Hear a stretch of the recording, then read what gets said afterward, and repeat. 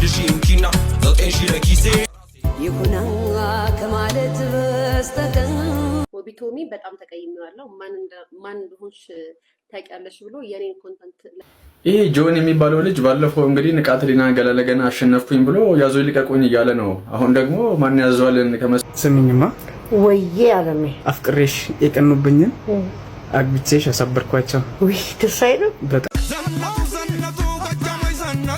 ሰላም ሰላም፣ ጤና ይስጥልን ቤተሰቦች እንዴት አላችሁ? እንደምንቆያችሁ ዛሬም ተመልሻለሁ። በዛሬ ቪዲዮቻችንን በጣም ምርጥ ቪዲዮችን እያየን አብረን ቆይታ እናደርጋለን። እናንተም ቪዲዮዎች ላይ ሐሳብ አስተያየቶቻችሁን ኮሜንት ላይ ታደርጋላችሁ። እኔ ከዚህ በቀጥታ ለእናንተ ሐሳቤን አደርሳለሁ። ከቪዲዮ መጨረሻ ድረስ ስትከታተሉ ቪዲዮን ላይክ አድርጉ። እዚህ ቻናል አዲስ ከሆናችሁና ለመጀመሪያ ጊዜ የምትመለከቱት ደግሞ ቻናሉን ሰብስክራይብ በማድረግ ሁልጊዜም ቤተሰብ እንድትሆኑ ጋብዛችኋለሁ። እስከ ቪዲዮ መጨረሻ ድረስ የትም እንዳትሄዱ።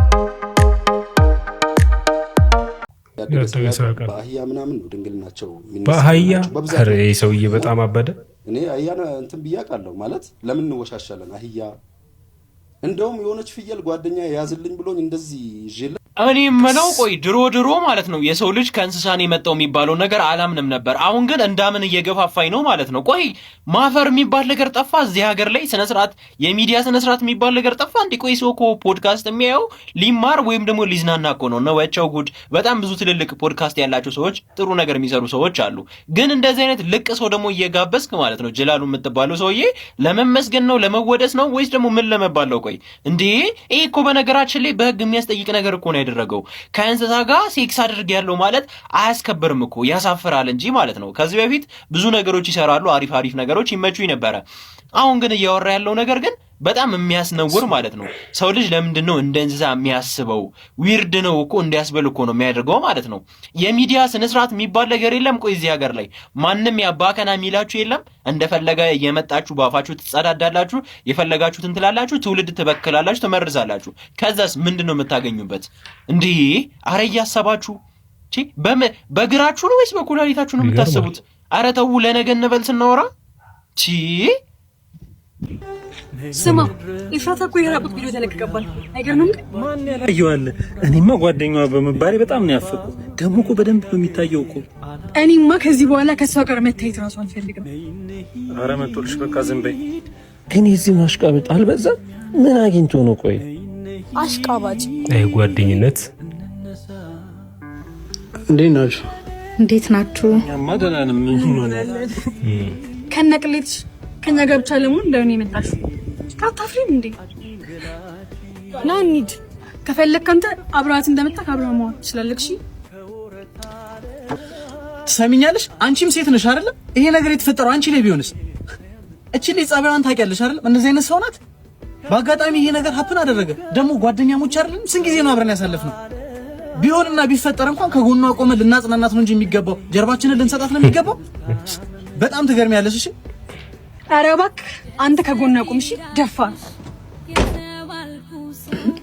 በቃ ሚኪ፣ በእኔ ምክንያት ከጓደኞች ጋር መለየት የለብህም። ደህና ፈጣሪ ያንተን ገበና እንዲደብቅ አንተም የሰዎችን ገበና ደብቅ። ደግሞ ሁላችንም በፈጣሪ የተደበቀ ብዙ ገበና አለ። ሰው የሚመጻደቀው ገመናው እስከሚጋለጥ ድረስ ነው ጨዋጫ የሚያጫውተው እንጂ የሁሉም ሰው ገመና አደባባይ ላይ ቢጋለጥ አንዳችን ፊት ለፊት የመቆም ድፍረት አይኖረንም ብዬ አስባለሁ። ግን የዘንድሮ ጓደኝነት በጣም የተበከለ ነው ማለት ይቻላል። ይሄ ድራማ ነው። በእርግጥ ግን ድራማ ደግሞ ያው እውነታ ነው እኮ ገሃዱ ዓለም ላይ ያለው ነገር ስለሆነ እንደዚህ አይነት ጓደኛ ያላችሁ ሰዎች እስቲ ራሳችሁን ተመልከቱበት። በእንደዚህ አካውንትን አስዘግተነዋል። ጭንቀት ሆነብን ነበር። ሰርች ላይ ብታደርጉ ሴዶ ማርሻል አርት የለም። አሁን አዘግተነዋል። በቃ አልቻልንም። ስንገባ ስክሮል ስናደርግ ያንተ ቪዲዮ ነው። ስለዚህ አዘግተነዋል። ሌላ ትከፍታለህ፣ ሌላውን እናዘጋለን። ወላሂ አልወዳደርም። ታሪክ ቢፈጠር እኔ እዚህ ውድድር ላይ አልገባም እንጂማ ሌላ ነገር እንደዚህ ምናምን እኔ እዛ ግንባሩን አለው እንዴ ፈቃድ ወዳደር በቃ ለምን ያሰሩ ሙሉ ሰው ነገር በቃ አልወዳደርም። ሰፈር እየመጡ ማለት ደግሞ ነገር አልፈልግም። ፓፓ ኦኬ እንደዚህ ድብድብ ምናምን ታባር አፈልግ ልጅሽ እንዴት ነው ሊወዳደር እኮ ነው ምናምን እያሉ በየቦታው በቡና ቤት ቡና ሲጠጡ ለቅሶ ቤት ሲገናኙ ምናምን እያወሩ እኔ ጋር ደግሞ ማዘበታችን እንደዚህ የሚባለው እውነት ነው ወይ ምናምን ዛሬ እንደዚህ የለም ምናምን ከት በሌላ ለሀገሬ ልወዳደር ይችላል አልኳት። እናቴ ለማዘር በመነገሩ ከውድድሩ አንተን ለምን ያደርግሃል? ለማዘር በመነገሩ ምንድን ነው ችግሩ?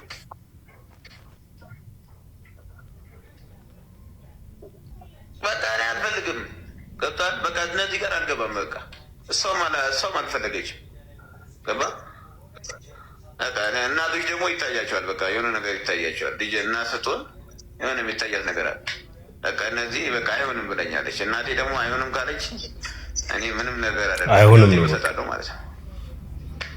ገብቶሃል? ሌላው ውድድር ግን ሀገሬ ወክዬ እወዳደራለሁ። ያንን ጠብቁ።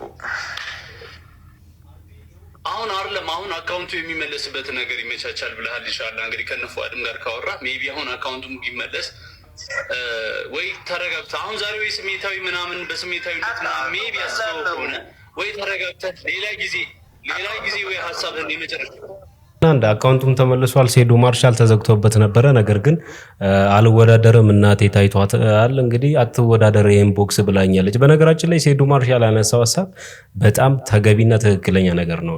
የማርሻል አርቶች አዘጋጆች ለጽድቅ አይደለም የሚያዘጋጁት ለቢዝነስ ነው። ስንት ሰው ይገባል፣ ስንት ስፖንሰር አለ፣ ስንት ብር ይሰበሰባል የሚለውን ነገር ስታስቡ 10 ሚሊዮን ይሰጠኝ ምናምን የሚባለውን ሰው ሃይላይት ስለሆነ ቢዝነሱ አልገባቸውም እና አንድ የውድድሩ አድማቂ ተጋጣሚዎቹ ስለሆኑ ይሄ ይገባኛል ከትኬት ያክል ፐርሰንት ማግኘት አለብኝ ነገር ዲል ማድረግ አለባቸው። የትም ሀገር ላይ ያለ ጨርሶ ግን አሁን አልወዳደርም እናቴ ተው ብላ መንጃ ፍቃድ የለኝም። እንዴት ነው ጥጋቢ ደግሞ እንዴት ነው የምታወራው? እባክህ እንዴት ነው መንጃ ፍቃድ ሳይኖር ማለት እኔን አታውቅኝም? ማን አንተ ሰውዬ አጣፋፋ ሞተሬ ትታሰራለህ። መንጃ ፍቃድ ሳይኖር ማን እንደሆንኩ አታውቅም ወይ?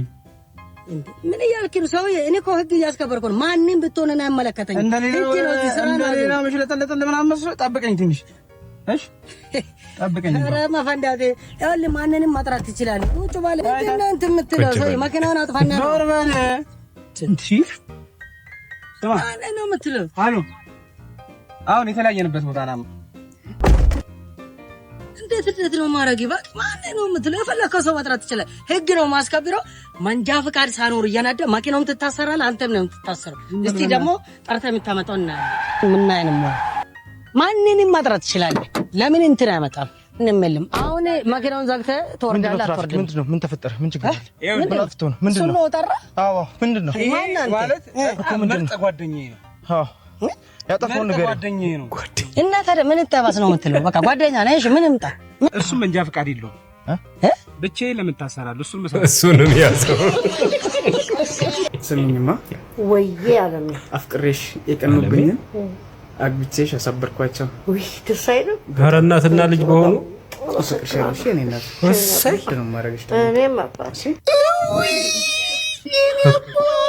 ምን አገባችሁ? የፈለጉትንስ ቢያደርጉ ምን ቤት ናችሁ እናንተ? እንደ እናትም እንደ ሚስትም የሚሆን ሚስት ተገኝቶ ነው። ይሄ እኮ መታደል ነው።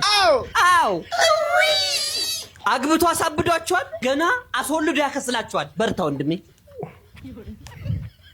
ምን አገባሽ? የት አባታቸው ወንድሜ፣ አንተም በርታ፣ እህቴ አንቺም በርቺ። እህቴ ደግሞ ዘረጠጥክ ብላችሁ ደግሞ ስሙን አጥፎ አሉ። ለማንኛውም የአብርሃምና የጋሻቆ የአብርሃምና የሳራ ያርግላችሁ። አሜን በሏት። እነሱን ተወት አደርጓቸው። ምን አለ እሱ አገባት እንጂ አጠባ አንተ ለቤቱ አዲስ ከሆናችሁ ይነካካውን ነካኩት። ይመቻችሁ። ጠፍተን ነበር። በጣም ተቀይሜዋለሁ። ማን እንደሆንሽ ታውቂያለሽ ብሎ የኔን ኮንተንት ለምን እንዳልጠፋው በጣም ደብሮኛል። ወይንስ ቤብ ቶሚ የምትባለው እኔ ፌመስ አይደለሁ? እኔ ዝነኛ አይደለሁ? እኔ ታዋቂ አይደለሁ? ለምንድን ነው በዚህ ደረጃ መግደሉና መገለል ያደረክብኝ? ሮስት ለምን አላረከኝም? ለምንድን ነው የኔን ኮንተንት ያልጨመርከው? መብቷ ነው። ይሄን መልእክት አስተላልፉልኝ ጋይስ። ቦቢ ቶሚ ነው አድረስም ቶሚ እኮ ነው ጋይስ። በጣም አሰልቺ ሆኖብኛል። ምን ሆንሽ? አትቅም፣ አታጨስ፣ አትጠጣ፣ አታመሽ፣ ቺት አታረግብኝ እና ምን ሆንሽ ታዲያ? እስኪ ሞቅ አድርገው ትዳሬን ሰኢ ማዲያት አልወጣብኝ 4 ዓመት ሞላ። ማናና 4 ዓመት ሞላ በትዳር መስላለች። ፋፍቼ አይ አቀጥኝ አንገብገባኝ ጥላርገኝ እስኪ ወጊ ድረሰኝ። እኔም እንደ ባለ ትዳሮቹ ከነገ ሳምንት ጀምራል። ከነገ ሳምንት ማታ ሽታክ እንድትመጣ ፈልጋለሁ። ማታ ሰክረክ እንደዚህ ያል ከዛ መጥተህ በቦክስ ግጥም በጥፊ ይዘህ ግልበል። እሺ ዜሪ ፍቅር ወጉን አሳየኝ እስኪ። ወመን ህጋዊ ያደረጋችሁት እቺንም ድብድብ ቀረ ማምሸት ቀረ ምናምን ብላችሁ ደግሞ አቤቱታ ማቅረብ ጀምራችኋል።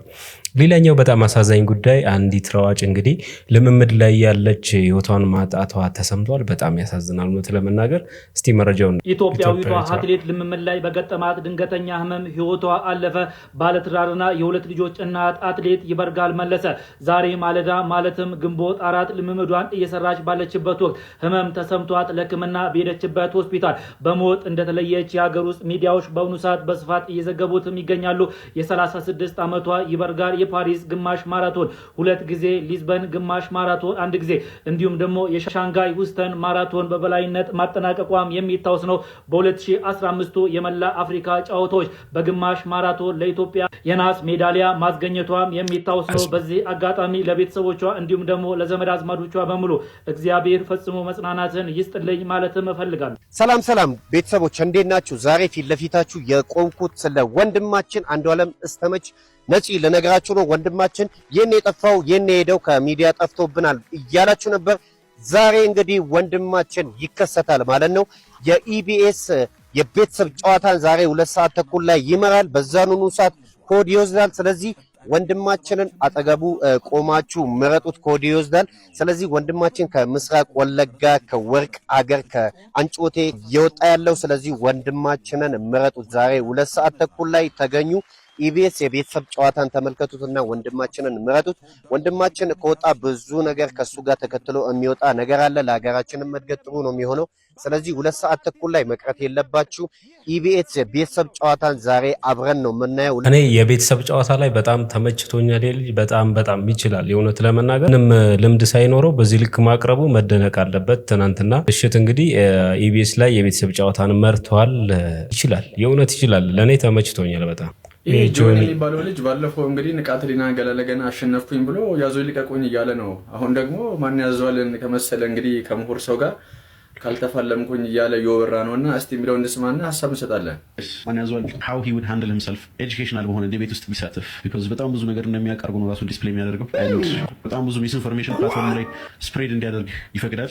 ብዙ ሰዎች ይሰሙታል እና ምንም ትዊት ሰደብ የሌለበት ሪስፔክትፉል በሆነ መንገድ about any of the things that he thinks በቃ በጣም በጠንካራ መንገድ አስባቸዋለሁ ብሎ የሚያስባቸውን ስታንሶች ዲቤት ለማድረግ I want to challenge him ዲቤት ሰምተሻል ማይ ብራዘር። ኦርጋናይዜሽኑን የሚያዘጋጀው ሰው ያዘጋጅ ላይቭ ላይ ይሁን ኢን ፐርሰን ይሁን ሺ ሰው ፊት ለፊት ይሁን ስትሪም ይደረግ ከዛ አሸናፊ 1 ሚሊዮን ኒውትራል ሰው ማንን ፒክ አደረጋለሁ 1 ሚሊዮን ብር ነው ያሸነፍኩትን 1 ሚሊዮን ብር አስይዛለሁ። ድቤት አድርገኝ 10 ሚሊዮን አትነይቀ መጀመሪያ እሱ 10 ሚሊዮን ሲዶ ይመሳሰብኛል ትንሽ to make it harder በእንግሊዝኛ ነው ወይ በአማርኛ ለህዝቡ ማይ ቲንክ አሪፍ የሆነ it's not just regarding the fight ምናምን አይደለም in general regarding the fight አይደለም ስለፈለገው እንግዲህ ኳንተም ፊዚክስ ኤክስፐርት ነኝ ብሏል። ስለ ፊዚክስ ማውራት እንችላለን። ስለ መጽሐፉን አንብቤ ጨርሻለሁ ብሎ ሰምቻለሁ። ፊክሽን ነው እና ብዙ እውቀት ያላቸው ሰዎች የመናገር እድሉን ስላላገኙ አሊያም ደግሞ መናገር ስለማይፈልጉ እውቀት እንደሌላቸው የሚቀጥሩበት ሀገር ነው ኢትዮጵያ። አሁን ግን የሚጮሁ ሰዎች አድማጭ ያገኙበት ዘመን ሊያበቃ ነው መሰለኝ። ጆኒ የሚባል ትንታግ የሆነ ልጅ መጥቷል። ይሄ ልጅ በጣም የገረመኝ ደግሞ እርጋታው፣ ንግግሩ፣ በራስ መታመኑ በአጠቃላይ ምን ያክል እውቀት እንዳለውና ጭንቅላቱን ለየትኛውም ነገር እንዳዘጋጀ እንዳስብ አድርጎኛል። ማን ያዘዋልን ለፋይት ተጋብዘዋለሁ። በማንኛውም በኤኒ ጉዳዮች ላይ ተነጋግረን የተሸለምኩትን 1 ሚሊዮን ብርም ሆነ ለመስጠት ዝግጁ ነኝ እያለ ነው። ታዲያ ማን ያዘዋል? እኛን ጆሮአችንን ስታደነቁረን ነበረ። አሁን ግን በእውቀት የሚሞግተ በእውቀት ፋይት የሚያደርግ ሰው መጥቷል። ስለዚህ ይህንን ፋይት ተቀበለ ማንነትን ታስመሰክራለህ ብዬ አስባለሁ። ካለበለዛ ይሄ ለእንዳንተ አይነት ለፍላፊ ለሆኑ ሰዎች ትልቅ ውርደትና ሶሻል ሚዲያው ላይ ትልቅ ኢምፓክት የሚፈጠር ስለሆነ ጆኒን አለማድነቅ አንችልም ማለት ነው። እኔ ፋይቱ መደረግ አለበት፣ አሸናፊዎቹን ለማክበር ዝግጁ ነኝ። እናንተስ ግን በነገራችን ላይ ማን ያዘዋል እሸቱ የጆኒን ፋይት ጥሪ ይቀበላል ብላችሁ ታስባላችሁ? ሐሳባችሁን ኮሜንት ሴክሽን ላይ አስቀምጡልኝ። ስሙት ጋይስ፣ 3 ዓመት ሙሉ ነው መከራ ይበላል። ለዚህ እወዳችኋለሁ፣ አከብራችኋለሁ። የምሬ እጅግ በጣም አስደስቶናል ጋይስ። ሄኖክ ወንድሙ እንግዲህ ፈረጃ የሚባል ፊልምን እየሰራ እንደሆነ ሁላችንም እናውቃለን። ከ3 ዓመት በፊት ነው ጋይስ እንግዲህ ይሄን ፊልም ለመስራት የተጀመረው ማለት ነው። ስለዚህ ይሄን ፊልም ለመስራት እያንዳንዱ ግለሰብ የየራሱን ድርሻ ተወጥቷል። በርካታ ሰዎችም እዚህ ፊልም ላይ ኢንቨስት አድርገዋል። ማለትም ከትንሽ ብር ጀምሮ እስከ ትልቅ ብር ድረስ ሁሉም ሰው አዋጥቷል ጋይስ። በእኔ በኩል እንግዲህ ይህንን ፊልም ለማየት እጅግ ጓግቻለሁ ጋይስ። ሄኖክ ወንድሙ እንግዲህ እጅግ ከባድ ከሆነ ከ3 ዓመት ውጣ ወረድ በኋላ ፊልሙን በስተመጨረሻ በዚህ ሰዓት ማጠናቀቁን እንግዲህ በይፋ አውጇል። ፊልሙም እንግዲህ በቅርብ ጊዜ ለእይታ ይቀርባል ብለን እናስባለን። እጅግ በጣም በደስታም እንግዲህ ያለቀሰ ሲናገር ሰምተናል ጋይስ። እኔ በበኩሌ በጣም ደስ ብሎኛል። እስኪ ሄኖክ ወንድሙን እየገባችሁ እንኳን ደስ አለ እያላችሁ ፍቅራችሁን ኮሜንት ላይ ገለጹለት ጋይስ። የጥበብ መስዋዕትነትና የጽናት ጉዞ ከጀርባ የምትመለከቱት ሄኖክ ወንድሙ በኢትዮጵያ ፊልም ኢንዱስትሪ ውስጥ ፈጣንና ምርጥ ትርፍ ቀዳሚ በሚሆኑበት በዚህ ዘመን ለጥራትና ለኪነ ጥበብ ክብር ሲባል 3 ዓመት ሙሉ በአንድ ስራ ላይ ማሳለፍ እጅግ ብርቅ ሆኗል። ወጣት ሄኖክ ወንድሙ ፈረጃ የተሰኘውን ፊልሙን ለማጠናቀቅ የከፈለው መስዋዕትነት በዘርፉ አዲስ ታሪክን እየጻፈ ይገኛል። ባለፉት በ1095 ቀናት ውስጥ ሄኖክ ትኩረቱን በአዲስ ስራ ላይ ብቻ አድርጓል። ከኋላ የምታዩትና አንድ ቪዲዮ አሳያችኋለሁ፣ ሰውነቱን ማለት ነው። አሁን ያለበትን ሁኔታ ዛሬ ታዩታላችሁ። ይህ ጉዞ ግን አልጋ በአልጋ የተነጠፈ አልነበረም። ስመጥር አርቲስቶች ከጎኑ ባልቆሙበት ወቅት የህዝቡን ድጋፍና መዋጮ በመጠየቁ ከፍተኛ ትችቶች ሲሰነዘርበት ዓላማውን ግን አላጠፈም። ሄኖክ ወንድሙ ፊልሙን ረጅሙ የተወሰደው ለገጸ ባህሪ የሚፈልገው የሰውነት የማንነት ለውጥ ወይ ደግሞ ትራንስፎርሜሽን እንዲሁም ለጥራት በተሰጠው ከፍተኛ ትኩረት እንደሆነ ይነገራል። ይህ በብዙ ትግልና በህዝብ ፍቅር የተሰራ ስራ የፊልም ኢንዱስትሪ ወደኋላ እየተጓዘ ነው ለሚሉ ወገኖች ትልቅ መልስ እንደሚሰጥ ይታመናል። ሄኖክ ወንድሙ ወይ ላሳየው የማይናወጥ ትጋትና ላሳለፍከው አድካሚ ጉዞ ትልቅ አድናቆት ይገባል ልንለው ይገባል። የድካም ውጤት እንደወደሚታይበት የመገባደጃ ምዕራፍ በመድረስ እንኳን ደስ አለን ብለው ፈረጃ የኢትዮጵያ ሲኒማን አንድ እርምጃ ወደፊት እንደሚያራምድ ተስፋ እናደርጋለን። ይሄን ቪዲዮ እዩት፣ አሁን ያለበትን ሁኔታ። በርትተናል፣ ጎብዘናል። 3 ዓመት ሙሉ ነው መከራ ይበላል። ለዚህ እወዳችኋለሁ፣ አከብራችኋለሁ። የምሬን ስለታገሳችሁኝ በጣም አመሰግናለሁ።